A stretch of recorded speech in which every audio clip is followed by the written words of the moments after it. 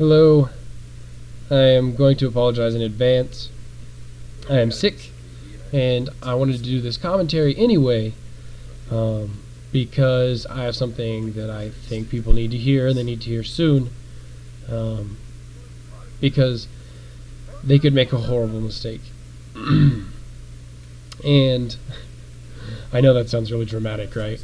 But what it is Medal of Honor is an awesome game. And I could go into a 20-minute rant about critics, but here's the bottom line: they're all wrong, except for the ones that say. Let me put it this way: if you read the reviews or anything, or seen reviews for Medal of Honor, most of the mainstream reviews from places like, I don't know, like IGN and GameSpot or whatever, just Game Informer, blah blah blah blah blah. They've been average. I mean, they haven't been bad reviews. They've been, 7s, 7.5s, some 6s. I think IGN or something gave them a 6, which is ridiculous. Sorry, but wow. So I'm gonna try and do this quick. This is like an 8-minute game. The single-player campaign, I know not a lot of people are gonna be real, psyched about that. Most people like multiplayer these days. So start with the short one. Single player is amazing. It is just awesome. And some of the popular critiques I've seen about it is they call it uninspired. Like, it's not. Well, here's the thing: is the campaign storyline is essentially kind of a day in the life, or it's actually 2 days in the life of Tier 1 operators. So it's 2 days of kind of what a top-end military special operative could expect to encounter, which is to say it's in Afghanistan, and just to sum it up real quick, you're searching for a contact to start out with, one of your informant contacts, and during your search for him, you're also trying to root out these insurgents. And basically one thing leads to another.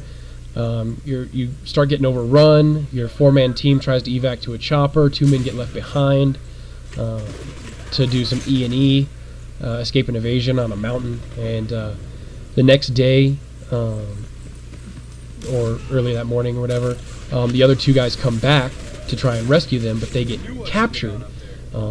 And so when a ranger squad meets up with the other 2 members that were doing the escape and evasion, they have to go in and try and rescue the rescuers. So, but it's really well done. The gameplay is spot on. It's an experience. It's not as original as, say, Call of Duty, which involves stolen Russian nuclear weapons. It's not like they did that twice, or every other modern warfare game has done stolen nuclear weapons. That's not every freaking modern game. I don't know why they're criticizing the Medal of Honor storyline for being original and engaging. But anyway, single player is awesome. Totally. You know what? If you think back to, 8-10 years ago, in the days of offline consoles, the single player in this game alone is worth the price of admission, in my opinion. But these days people want more, so multiplayer is what a lot of people are worried about. And multiplayer is amazing too.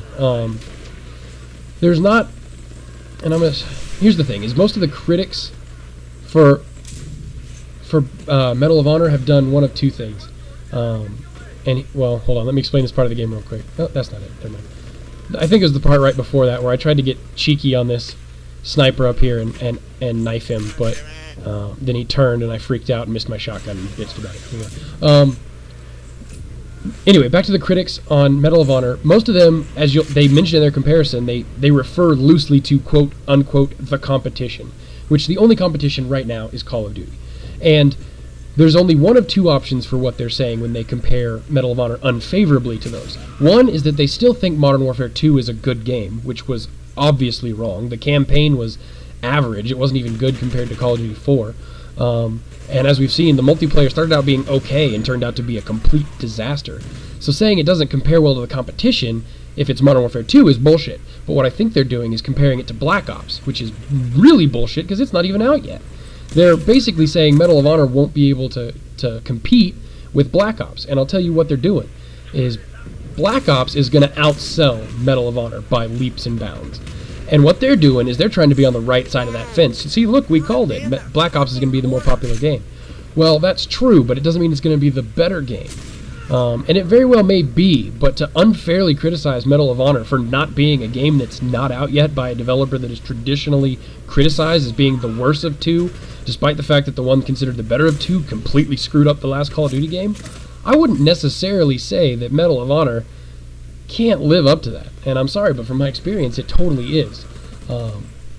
So let's get to a couple of shortcomings of the multiplayer, because that's what people want to hear addressed. One is that I think most people are going to be talking about is the spawn camping that can happen in Medal of Honor, and I'll say two things. The first I'll say is, I'm sorry, was that not in every Call of Duty game that you've ever played online, and in a horrible, horrible way? And the second thing I'll say is, in Medal of Honor, yes, it happens, but you can actually do something about it, unlike some games where you just get completely locked out and shut down. There's always alternatives. I'll just kind of leave it at that. I'm not going to get into details. Those will be for future videos to kind of see break and spawn locks. Another criticism, which I think is actually thinking back, was the biggest criticism, is that snipers are a bit overpowered right now. Bolt action snipers, that is. And they changed them since the beta. If I remember correctly, in the beta, they were 2 hit to the body and 1 hit to the head. But for whatever reason, enough people, and I remember reading the forums after the beta, people were bitching about the snipers not being powerful enough. And now they're a 1 hit to pretty much any part of the body at short to medium range, and at extremely long range, they're like a 1 hit to the chest, head, and most of the torso. Basically, you have to be pretty far away from a guy and have a pretty horrible shot to get a hit marker. And it's frustrating, but it doesn't ruin the game. First of all, because there are counters to it, and it's not just sniping. There's, smoke grenades, flanking, and moving quickly will keep most snipers from getting you, sprinting from cover to cover. But secondarily, second of all, DICE is renowned for fixing balance issues in their games. They just are. They patched the M60 in Bad Company 2 before I played Bad Company 2 enough to even realize it was overpowered. And they'll take care of this. I've heard rumors that they've already announced in their Twitter that they're going to be balancing or nerfing the snipers a bit. I wasn't able to find that tweet, so I'm not going to say that's confirmed yet, but it wouldn't surprise me if they're going to deal with it. So that's not as big of an issue either. I'm going to sum it up as this: Medal of Honor is an FPS for people who like shooting guns. If you like explosives, Call of Duty is for you. Black Ops is not going to change that with exploding RC cars at 3 kill streaks or 2 kill streaks with a perk. And since you're not going to need stopping power anymore, who's not going to run hardline and have exploding RC cars every 2 kills? So I'll just put that at that. I'm not going to judge Black Ops before it comes out, but I'm also not going to punish Medal of Honor for what Black Ops may be. Medal of Honor is a great game, and if you've got the money, go out and get it now. Take it easy.